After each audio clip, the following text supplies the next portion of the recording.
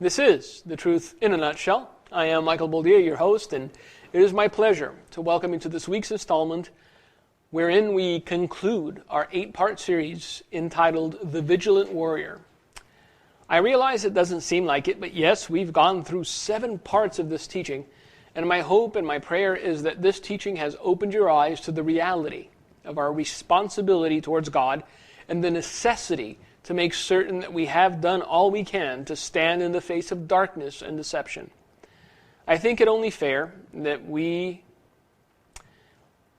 as we conclude this teaching, that we also talk about the setbacks and the defeats that the warrior suffers from time to time, because they are undeniable and they are an undeniable reality in our lives. Yes, sometimes things don't turn out the way we would have wanted them. They don't turn out the way we would have expected.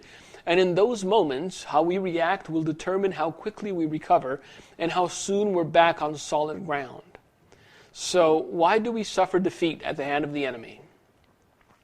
No, we are not vanquished. We do not lose the war, but sometimes we do lose a skirmish here or there. Now, if you haven't experienced this, then you're a better man or woman than I. But yes, there are moments in my walk when I grow discouraged and disheartened, and I view that as a defeat. Even the prophets of old battled these feelings. Even they had to be reminded of the authority in which they walked. But, back to the central question. Why is it that believers suffer defeat? We suffer defeat at the hands of the enemy because we've talked ourselves into believing that we can be defeated. Rather than stand, we justify cowardice by telling ourselves there's nothing sinful in going along to get along, and rather than fight, we do our utmost to be inoffensive to the enemy, being silent when we ought to speak, and being static when we ought to act.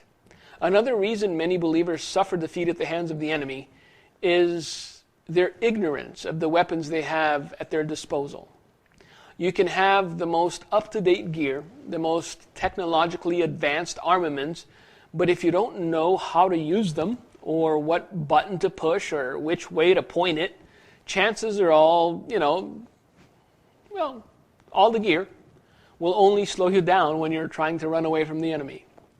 Most individuals have a vague understanding of the weapons believers have access to. But as far as a deeper understanding of how they're used or when they ought to be used, that's something beyond their grasp. As previously mentioned, there are weapons of defense, there are weapons of attack, and there are weapons that can be used to both defend oneself and attack the enemy if the need arises. Romans 13:12 says it this way: "The night is far spent, the day is at hand. Therefore let us cast off the works of darkness, and let us put on the armor of light." Now, this armor of light that Paul speaks of in Romans is also referred to as the armor of righteousness in Corinthians. It is something we ourselves must put on after we have cast off the works of darkness and broken ties with all that it entails. God will not dress us when we can dress ourselves. Just as any parent will not insist upon dressing their child once that child has learned to dress themselves. Our slothfulness and distraction-prone mindset oftentimes steers us towards the conclusion that if the armor of light is not fastened upon us, it must be, God's fault somehow and not our own. The word never insinuates we ought to let God dress us. It tells us to dress ourselves.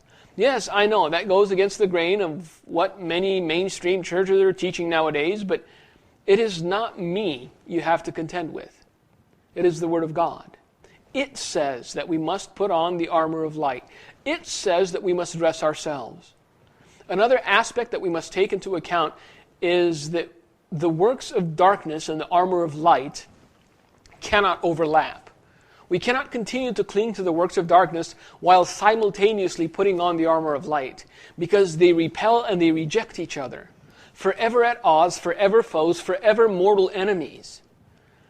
The gray area of the spiritual man only exists in the duplicitous man's imagination. God sees either darkness or light, good or evil, saved or lost. God does not work with shadows, with gray areas, nor does he approve of the barely getting there mindset so many accept. When we put on the armor of light, we are of the light. We serve the light, we defend the light, and we fight on behalf of the light. We cannot be divided in heart or mind and still claim to be of the light. It is because of this inescapable truth that I'm reticent in giving men and women who would twist the gospel and attempt to sidestep the Word of God a pass or the benefit of the doubt. This is doubly true of those who have risen to prominence and see themselves as spiritual leaders or authorities. Each of us must measure every word. Each of us must weigh every thought. Each of us must compare every teaching to the Word and make sure that it is in harmony with it. And this need is amplified tenfold when men stand before other men and attempt to teach them the mysteries of God. When the Word of God speaks of armor, certain things are implied just by the word itself. First, one needs armor only if he is expecting battle. Second, one needs armor only if they have an enemy who's skilled enough or equipped enough to hurt them, wound them, or maim them in some way. Third, one needs armor only if confrontation and battle are imminent, a given, and no means of ceasefire or armistice exists. You don't see men walking around in armor during peacetime. Every soldier in the midst of battle, however, is fully equipped, having put on his armor with the expectation of what is to come. Because we have foresight and the Spirit of God has given us insight as to the reality of battle, we do not dawdle or delay, we do not put off or ignore, we put on the armor of light and prepare ourselves for battle as a good and faithful soldier ought. Although the following passage is often quoted, the frequency of it being quoted does nothing to take away from its profundity and impact.